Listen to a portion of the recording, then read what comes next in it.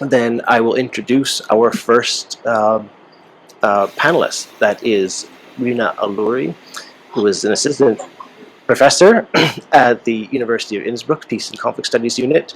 She carried out her Ph.D. at the University of Basel, Switzerland, and her postdoc at the University of Zurich, also in Switzerland. Her research interests include diasporic politics, decolonization of knowledge, gender critical peace studies, and transrational peace philosophy. She has experience working in and on different conflict-affected contexts in Asia and Sub-Saharan Africa, and she is a Canadian national of Indian and Filipino descent. And now I will turn it over to Rina. Thanks, Sean.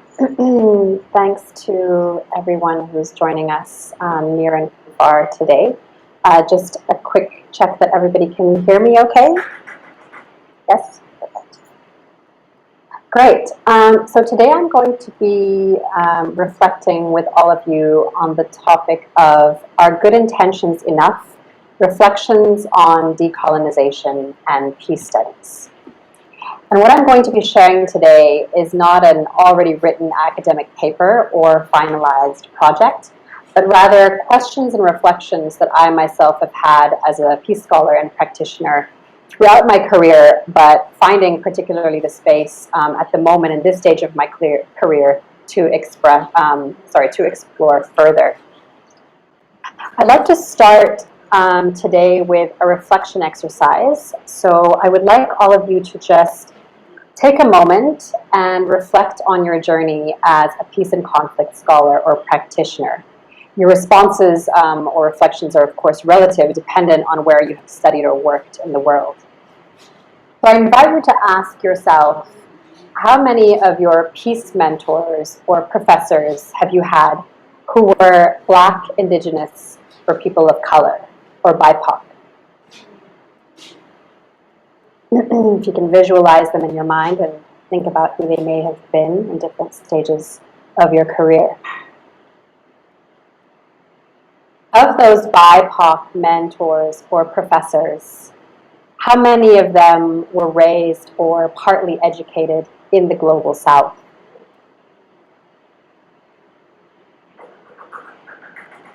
Again, try to remember where your colleagues or professors may have been born or raised or educated in their lives.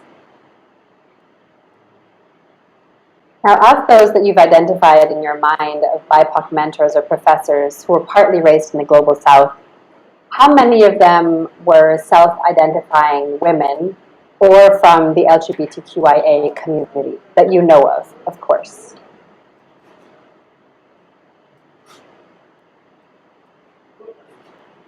Now, if you have a few left, which I hope some of you do, of those BIPOC women or LGBTQIA mentors or professors, how many of them, to your knowledge, are parents?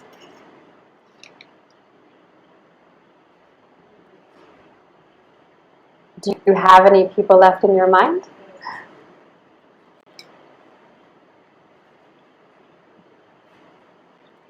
So the purpose of this exercise is to raise certain questions around who do we, as peace and conflict scholars and practitioners, read and cite in our academic papers.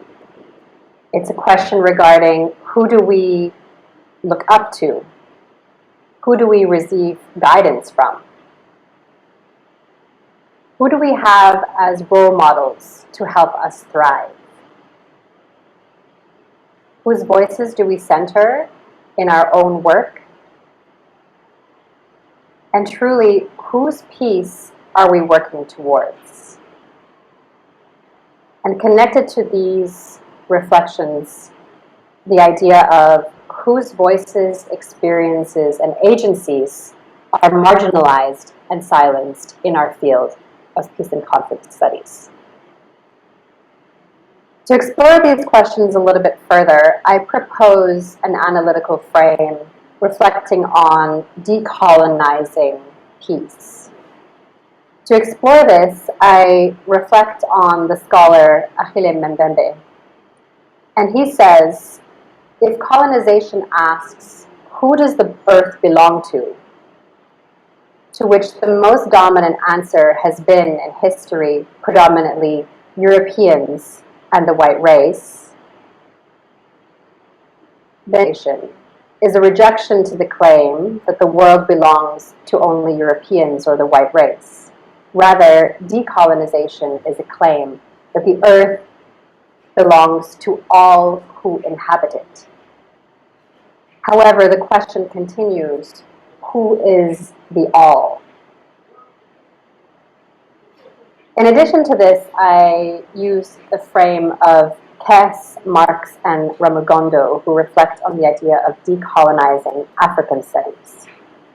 They approach decolonizing as a verb, as a subject of study, a methodological and epistemic orientation, and theory and practice or praxis of research and teaching.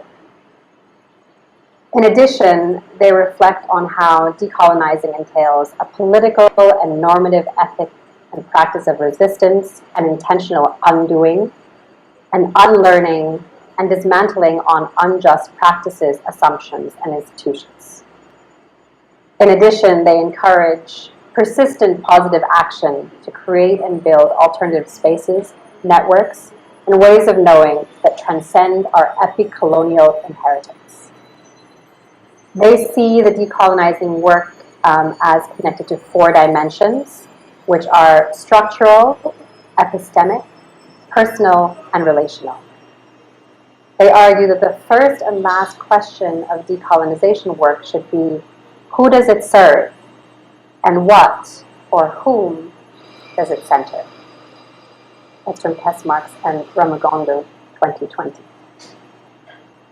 To connect to this, my argument today is that there is a dearth of research in peace and conflict studies that confronts coloniality and posits intentionally the all at the center. There are many implicit assumptions in peace research and practice that reinforce colonial perceptions and stereotypes, such as victim, perpetrator, savior, of who is local, non-local, or international, as explored, for example, by Stabrowska and Smith, 2020, and who are the beholders and owners of peace, as explored by Omomisakin, 2020.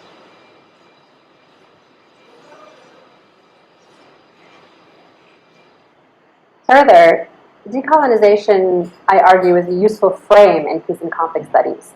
It is both an event and an ongoing process that takes place at the structural, epistemic, personal, and relational levels, as previously mentioned by Kess, Marx, and Ramagondo. All of these issues are deeply connected to questions of who holds and is able to wield power and privilege in order to glorify peace or justify conflict.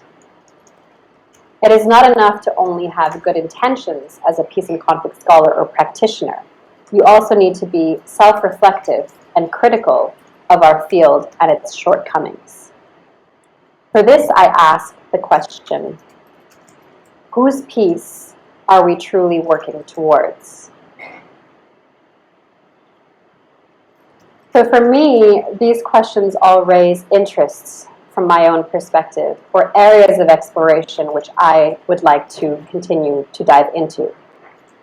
To explore the intersections between decolonization and peace studies, to research, reflect, and write on these topics, to convene academic and practitioner spaces that highlight diverse critical voices, to reflect on what does it mean to decolonize peace research from a lived and personal perspective. And finally, to explore both personal and professional stories of how our positionality plays a role on peacemaking. This is an ongoing process.